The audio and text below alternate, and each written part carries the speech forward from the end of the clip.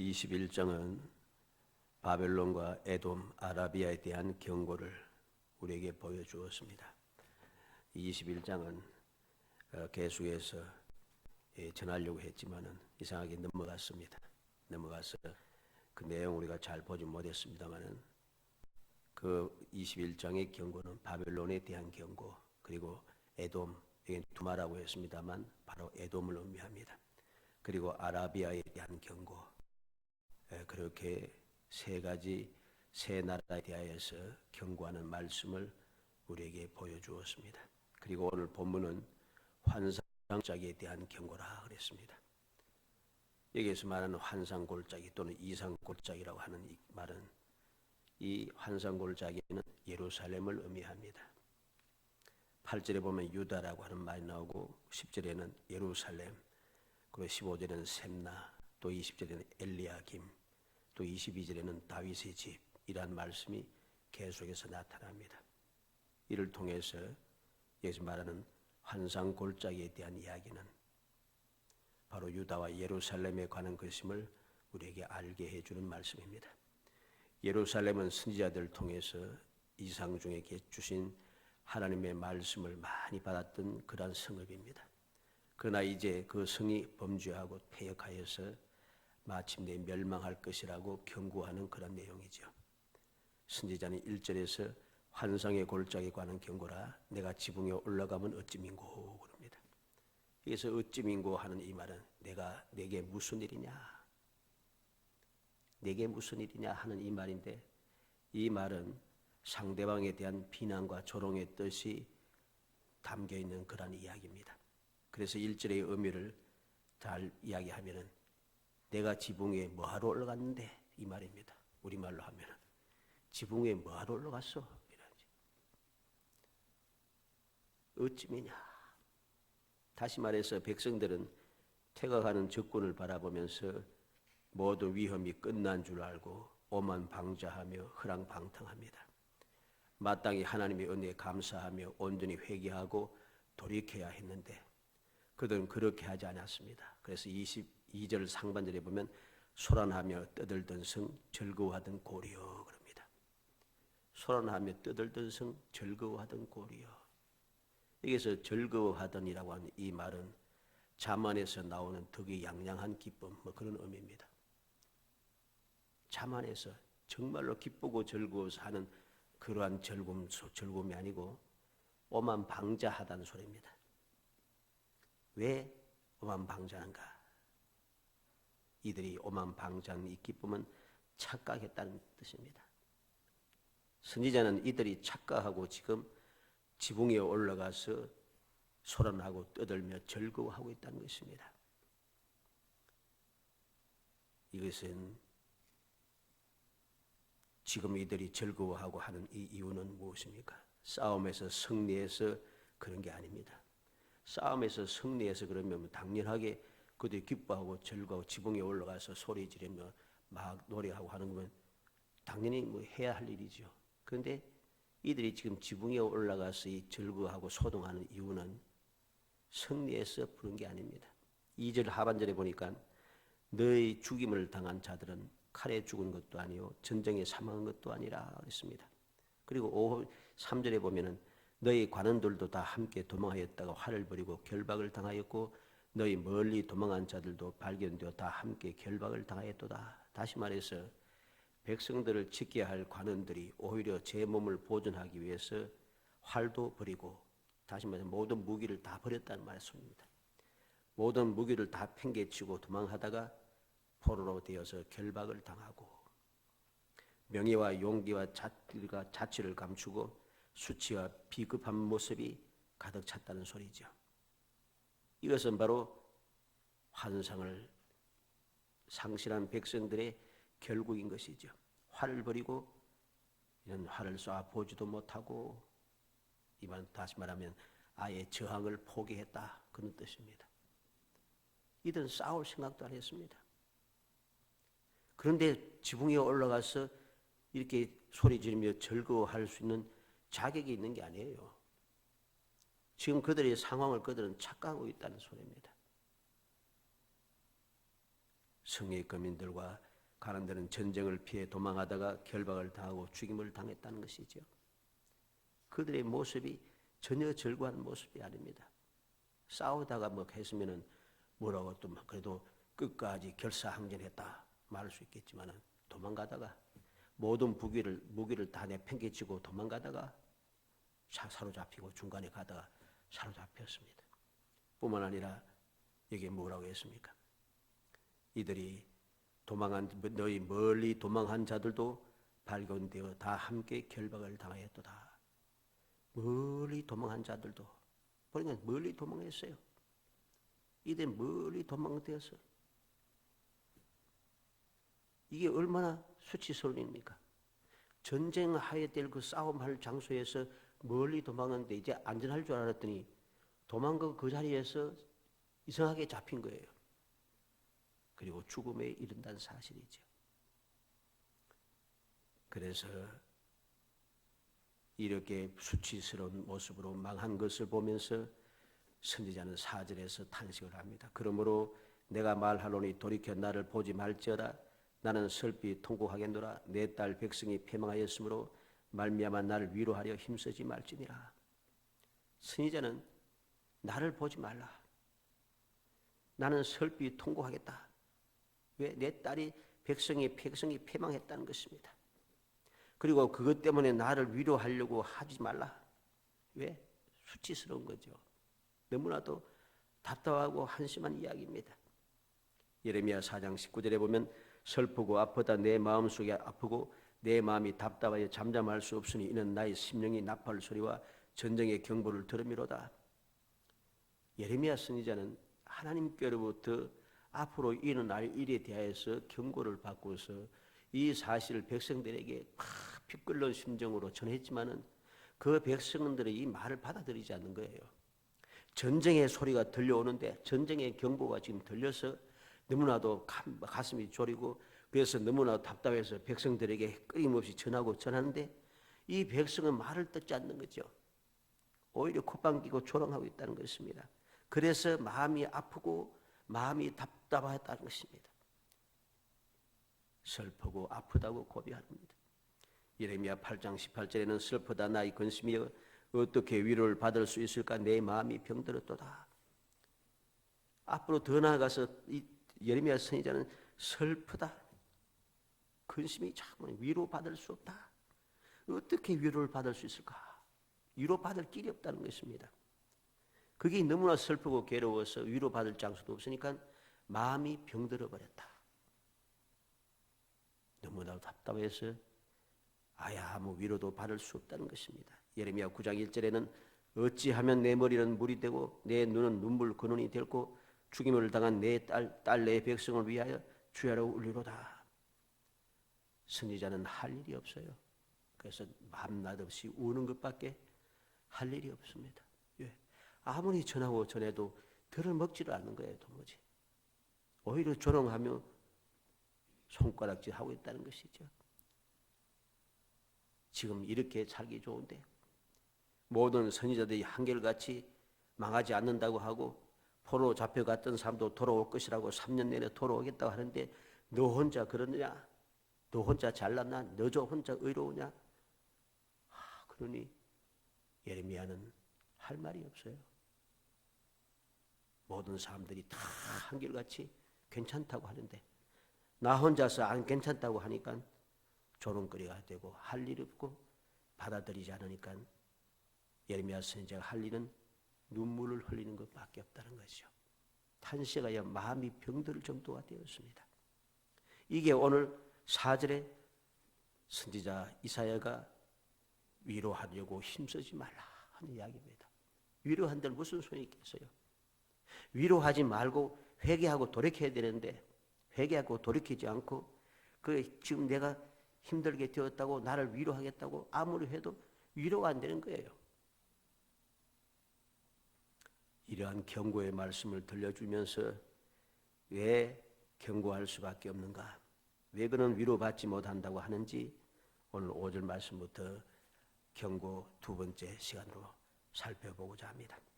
5절에 보면 환성의 골짜기에 주 만군의 여호와께로부터 이르는 소란과 발핀과 혼란의 날이 성벽의 무너뜨림과 산악의 사무쳐 부르짖는 소리로다 그랬습니다. 예루살렘의 멸망은 여호와께서 내리시는 심판이고 징벌이라는 것입니다. 주 만군의 여호와로부터 이르는 소란과 발핀과 혼란의 날이요, 지금 이 멸망은 하나님께로부터 온 것이라는 거죠. 성벽은 무너지고 사람들이 부르짖는 소리는 산악을 진동시킨다는 것입니다. 여기서 부르짖는 소리라고 하는 이 히브리 말은 단순하게 소리 외치는 큰 소리가 아니고 도움을 구하는 간절한 부르짖음입니다. 그들이 아무리 도움을 구하면서 간절히 부르짖어도 아무도 안 들어준다는 소리죠. 아무런 소용이 없다는 것입니다. 왜 아무런 소용이 없습니까? 6절로 7절에 보니까 엘람 사람은 화살통을 메었고 병거 탄자와 마병이 함께하였고 기르 사람은 방패를 드러냈으니 병거는 내 아름다운 골짜기 가득하였고 마병은 정문에 정렬되었도다. 이미 늦었다는 소리죠. 이미 늦었다는 것입니다. 다 이기는 줄 알고 다 끝난 줄 알고 신나서 지붕 위에 올라가서 소리 지르고 즐거워했는데 즐거워했던 것이 다 헛방이라는 것이죠. 보니까 벌써 원수 대역들이 다 둘러싸고 있습니다. 다 둘러싸고 있습니다. 엘람 사람은 화살통을 메었고 병거 탄자와 마병이 함께하였고 기르 사람은 방패를 드러냈으니 병거는 내 아름다운 골짜기 가득하였고 산골짜기마다 산마다 예루살렘 주위를 가득 차였다는 것입니다. 마병은 성문에 정렬되었도다. 이미 마병은 예루살렘 성문 앞에 딱 서 있습니다. 착각도 보통 착각이 아니었습니다. 어떻게 방법이 없는 거예요. 이제는 늦었다는 사실이죠. 그래서 선지자는 8절에 또 말합니다. 그가 유다에게 덮였던 것을 벗김에 그날에야 내가 숲을 곳간에 병기를 바라보았고 그랬습니다. 하도 답답하여서 도무지 말씀을 듣지 않고 계속해서 거역하며 오만 방자하고 우상을 섬기며 계속해서 죄를 범하니까 지금 너희들이 형편이 어떠한지 눈을 뜨고 제대로 보아라 하고 하나님께서 깨우쳐 주신다는 것이죠. 그래서 유다에게 덮였던 것을 벗기고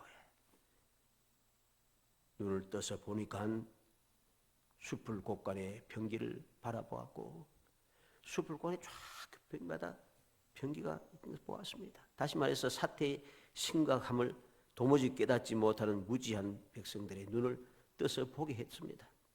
하나님께서 그들을 깨우쳐 주심으로 백성들은 그제서야 자기들이 얼마나 위급한 상황에 놓여 있는지를 알게 되었다는 것입니다.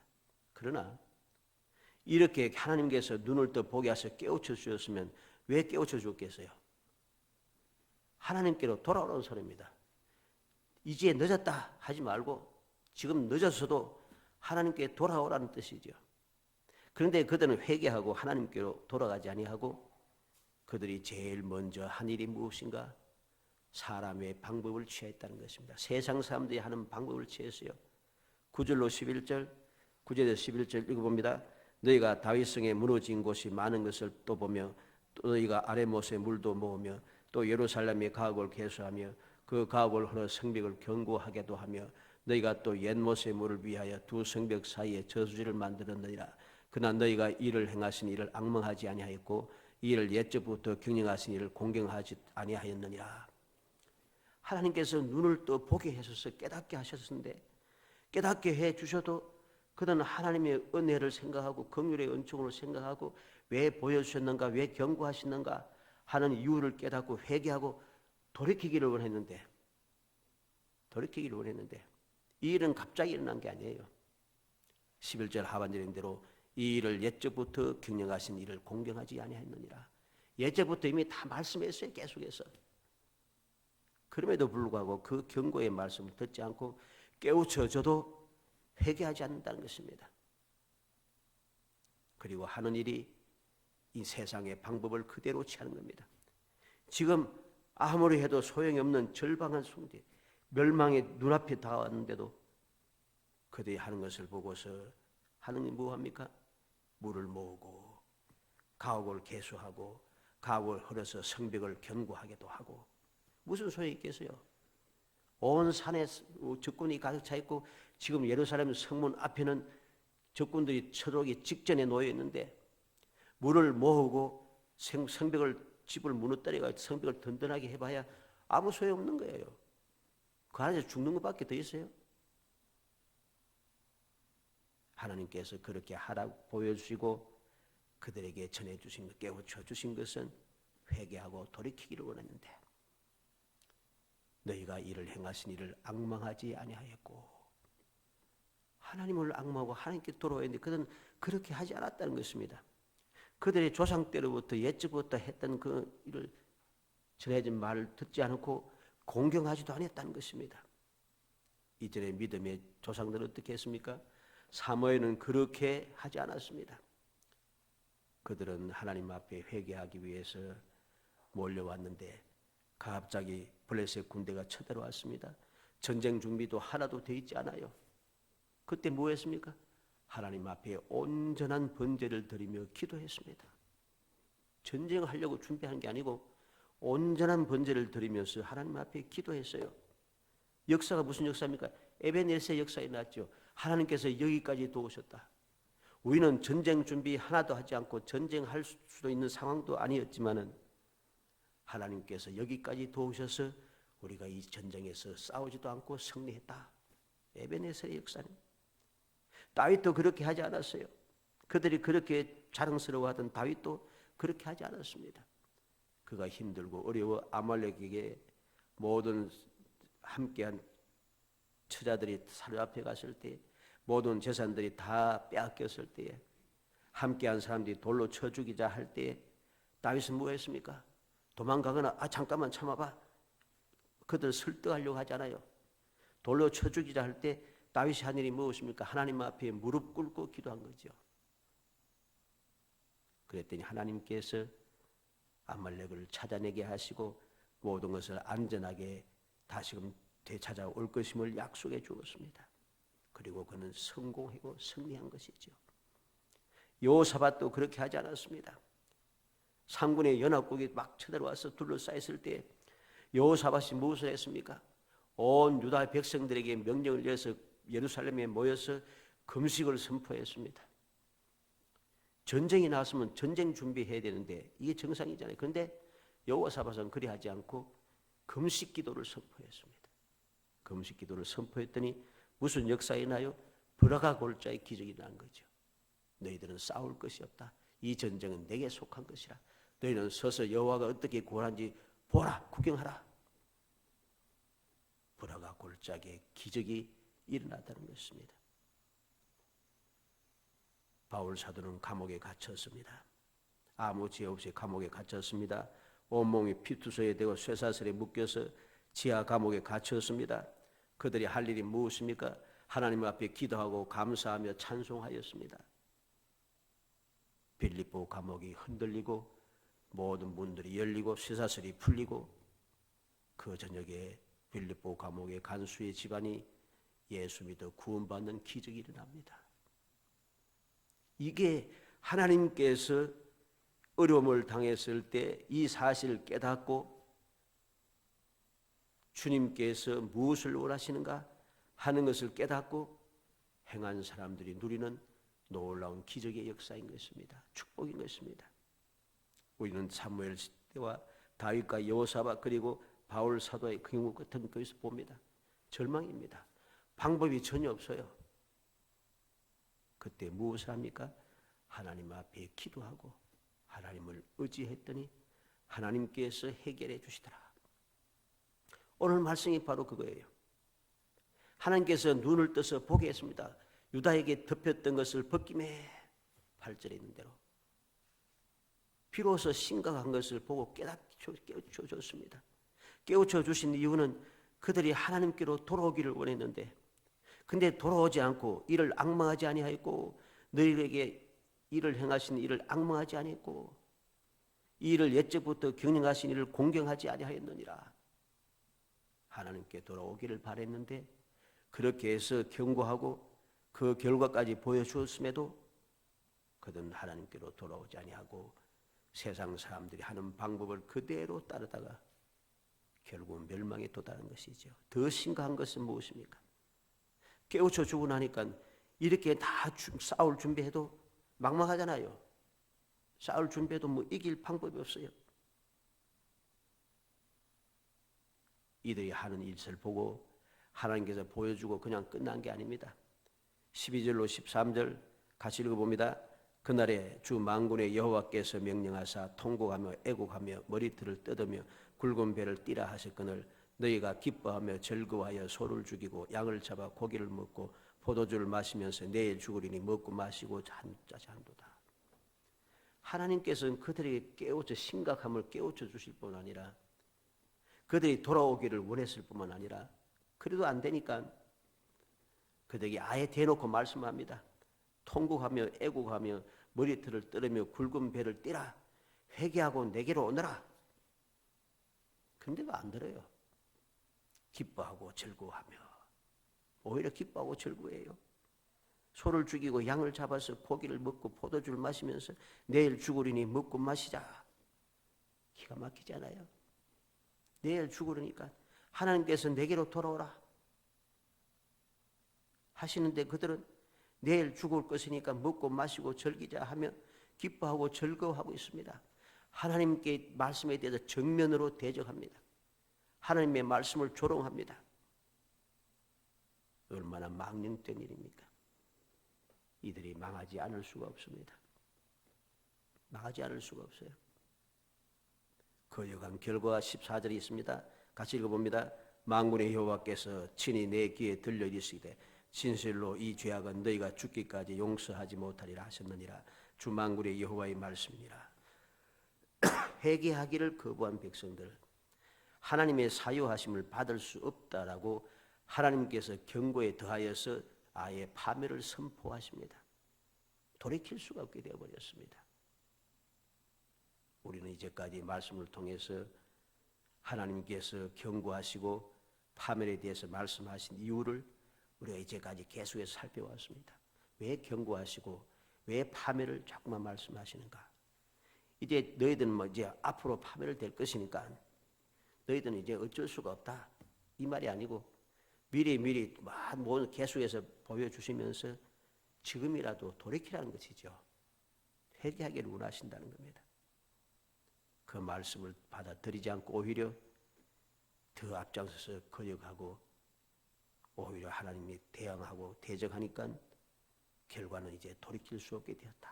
이 죄악은 너희가 죽기까지 용서하지 못하리라. 여호와께서 만군의 여호와께서 친히 내 귀에 들려 이르시되 하나님께서 아예 이 말씀 팍 들려서 이야기해줘요. 절대로 돌이키지 않겠다. 마태복음 23장 37절 찾아봅시다. 신약성경 41페이지. 신약성경 41페이지 마태복음 23장 37절에서 39절까지 37절에서 39절 있습니다. 예루살렘아 예루살렘아 선지자들을 죽이고 내게 파송된 자들을 돌로 치는 자여 암탉이 그 새끼를 날개 아래 모음같이 내가 내 자녀를 모으려 한 일이 몇 번이더냐. 그러나 너희가 원하지 아니하였도다. 보라 너희 집이 황폐하여 버려진 바 되리라. 내가 너희에게 이르노니 이제부터 너희는 찬송하리로다. 주의 이름으로 오시는 이야 할 때까지 나를 보지 못하리라 하시니라. 그들에게 소망의 기회, 돌이킬 수 있는 기회, 하나님의 약속의 역사에 일어나는 기회가 사라졌다는 것입니다. 선지자들을 죽이고 파송된 자를 돌로 쳐 죽이는 자, 암탉이 새끼를 모음같이 모으려고 얼마나 많이 힘쓰고 애쓰는데 그들이 원하지 않더라는 것입니다. 그 결과가 집이 황폐하여 버려진 바 되고 버려진 바 되어 우리가 역사를 통해서 인류 역사를 통해서 유대인들이 얼마나 고난과 고통을 당했는지 얼마나 그들이 살았던 예루살렘이 황폐하여졌는지 역사를 통해서 다 봅니다. 그렇게 된 이유가 무엇입니까? 하나님 거역했다는 것이죠. 경고를 받아들이지 않았다는 것입니다. 아예 대놓고 말씀하셔도 그 말을 거역하고 조롱하면서 더 큰 죄악을 범하더라는 것입니다. 히브리서 10장 26절 찾아봅니다. 신약성경 364페이지, 신약성경 364페이지, 히브리서 10장 26절 27절. 히브리서 10장 26절 27절 있습니다. 우리가 진리를 아는 지식을 받은 후 짐짓 죄를 범한 자 다시 속죄하는 제사가 없고 오직 무수한 마음으로 심판을 기다리는 것과 대적하는 자를 태울 맹렬한 불만 있으리라. 진리를 지식을 받고 난 다음에 죄를 범하면, 짐짓 죄를 범하면 다시 속죄하는 제사가 없다 합니다. 오직 무수한 마음으로 심판을 기다린 것, 무수한 마음으로 심판을 기다린 것, 대적하는 자를 태울 맹렬한 불만이 있으리라. 이제는 끝장이 났다는 소리입니다. 우리는 이러한 끝장이 나도록까지 이 어리석은 백성들이 하나님께로부터 심판이 선고되어서 죄악은 너희가 죽기까지 용서하지 못하리라 하는 이러한 선고가 내릴 때까지 우리는 그렇게 막 묵내로 살아가서는 안 됩니다. 회개는 반드시 해야 됩니다. 회개하지 않고는 절대로 용서가 없다는 사실을 알아야 됩니다. 사람들은 오늘날 회개할 줄을 몰라요. 죄를 짓고 회개할 줄을 몰라요. 회개하지 않으면 용서가 절대로 없습니다. 회개도 하던데 누가 용서하겠습니까? 사람들은 착각을 너무 잘합니다. 회개하지도 않고 용서받은 줄 착각을 한다는 것입니다. 그 결과는 심각해지는 겁니다. 회개를 하지 않았기 때문에 용서받지 못했습니다. 용서받지 못했기 때문에 죄는 그대로 있습니다. 죄가 그대로 있다는 소리 무슨 말입니까? 죄가 점점 커진다는 소리입니다. 죄가 장성한 즉 사망을 낳느니라. 무슨 알겠어요? 회개하지 않으면 죄는 자꾸만 점점 커지게 돼 있어요. 그래서 그러한 회개하지 않는 사람들 보면 죄가 점점 커집니다. 말과 행동들이 항상 하나님의 뜻을 거역하면서 죄 몸된 교회를 해치는 일을 계속 해나갑니다. 회개하지 않고. 그래도 아무 문제가 없다고, 나는 복을 받았다고 큰 소리 칩니다. 결과는 절대로 그렇게 되지 않도록 되어 있습니다. 요한계시록 22장 11절 봅시다. 신약성경 제일 마지막 페이지입니다. 423페이지. 요한계시록 22장 11절 12절. 하나님께서, 주님께서 아예 결론적으로 말씀합니다. 읽어봅니다. 불의를 행하는 자는 그대로 불의를 행하고, 더러운 자는 그대로 더럽고, 의로운 자는 그대로 의를 행하고, 거룩한 자는 그대로 거룩하게 하라. 보라, 내가 속히 오리니 내가 줄 상이 내게 있어 각 사람에게 그가 행한 대로 갚아주리라. 불의를 행하는 자는 그대로 불의를 행하고, 더러운 자는 그대로 더럽고, 회개하지 않으니까. 의로운 자는 그대로 의를 행하고, 거룩한 자는 그대로 거룩하게 하라. 더 이상 뭐 기회가 없어진 거죠. 아예 아무리 말해도 듣지 않고 오히려 조롱하고 비웃으니까 그대로 버려두라는 것입니다. 그리고 주님 오셔서 각 사람이 행한 대로 갚아주겠다. 우리는 오늘 말씀, 경고의 말씀을 통해서, 이 경고의 말씀이 어디에 한 말씀입니까? 환상 골짜기에 관한 경고라. 예루살렘 성, 다시 말해서 하나님의 거룩한 성전이 있는 곳입니다. 그곳에 경고의 말씀이 전해졌습니다. 어떤 경고의 말씀입니까? 멸망에 대한 경고의 말씀입니다. 왜 멸망의 경고의 말씀이 있습니까? 회개하지 않았다는 것이죠. 이 경고의 말씀을 통해서 우리는 교훈을 받고, 오늘날 하나님께서 우리에게 전하시는 말씀, 내게 들려주시는 말씀, 나에게 보여주시는 내용, 그것이 무엇인가를 우리가 올바르게 판단할 줄 알아야 됩니다. 그리고 올바르게 교훈을 받아야 됩니다. 왜 이 말씀을 하시는가? 왜 이 사실을 보여주시는가? 올바로 깨달아서 지혜롭게 하나님께서 원하시는 대로 하나님께 나아가서 회개하고 하나님 앞에 긍휼의 은총을 간구해야 하는 것입니다. 그러면은 바로 절대적인 절망이라도, 우리가 앞서 사무엘과 다윗과 여호사밧과 바울 사도를 보았습니다만, 절대적인 절망이라도 그곳에 바로 절대적인 소망의 즐거움이 기적으로 준비되어 있다는 것, 이 사실을 우리가 기억하고 우리의 삶이 세상 사람들, 악한 자들이 주님의 뜻을 거역하는 말씀을 듣지 않고 조롱하는 자들이 조롱하는 그대로 되는 것이 아니라 모든 사람 다 조롱해도 하나님께서 어떻게 기적의 역사 일으켜 주실 것인가 믿음을 가지고 주님께서 내게 보여주시고 내게 들려주시고 내게 경고하신 그 말씀을 마음에 새겨서 이제 돌이켜 주님 앞에 회개하고 주님의 은혜를 간구함으로 주님께서 말씀하신 대로 이루어주시는 왜 들려주셨는지 그 뜻을 깨닫고 주님의 뜻대로 우리가 약속된 복을 누리면서 세상 모든 사람 앞에 오늘도 살아계신 전지전능하신 하나님의 사랑의 역사, 그 기적의 능력 이것을 보여주고 우리도 그 기적에 동참해 나아가는 정말 복 있는 성도이 되시기를 주의 이름으로 축복합니다. 은혜 감사합니다. 사랑하여 주셔서 택하여 주시고 택한 저희들로 하여금 주님의 은혜를 깨닫게 하심을 감사합니다. 주님께서 왜 선지자를 통해서 경고하셨는지, 왜 눈으로 뜰 보게 하셨는지, 왜 그들에게 직접 말씀하셨는지 그 이유를 저희들이 마음에 새기게 하여 주시고 합니다. 마음이 완악하고 또 완악하여져서 주의 말씀을 아무리 듣고 깨우쳐주고 또 경고하여도 그 말씀을 조롱하며 마음을 굳게 하여서 저희들이 앞에 끝까지 나아가다가 멸망에 도달하는 돌이킬 수 없는 그런 어리석고 미련한 자가 되지 않도록 성령께서 감동하여 주시기 원합니다. 깨우쳐 주시기 원합니다. 주님 앞에 돌이키게 하여 주시기 원합니다. 주님께서 약속하시고 예비하신 그 기적을 체험하는 기적의 성도가 될 수 있도록 성령께서 도와주시옵소서. 예수님의 이름으로 기도합니다. 아멘.